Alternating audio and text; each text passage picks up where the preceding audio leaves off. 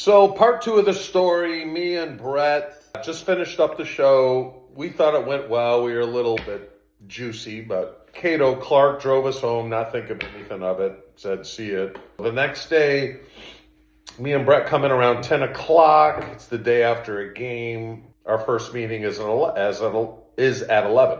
So we go up to the meeting. As usual, it's Frank, Brett, and myself right next to one another. So we're just sitting there shooting the bull, waiting for Holmgren to come in. And all of a sudden, me and Brett get a tap on our shoulders. And it's Mike's assistant, Gary Reynolds. And he says, hey, Mike wants to see you in his office after this meeting. And we're like, that's never a good thing.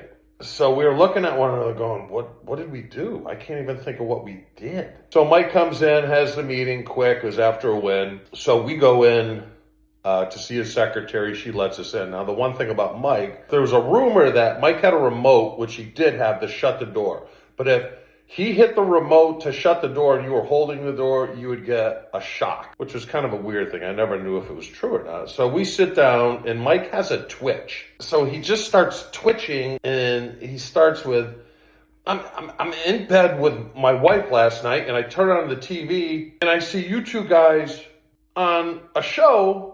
Were you drunk? And I look at Brett. Brett looks at me. I'm waiting for him to say something. So he does. He's like, no. We had a couple beers and he just starts to twitch. He's like, how many beers did you have? So again, I look at Brett. Brett says 2. And I'm trying not to laugh. I'm scared to death of what Holmgren, and he bought it. He's like, starts twitching. And he's like, okay, just know that you can't be doing that. I'm like, coach, it was a physical game. We needed a couple beers to unwind. He's like, okay, I get it. But just don't do that anymore. Couldn't believe that was it. Way to go, Brett. Thanks a lot. That's all I got.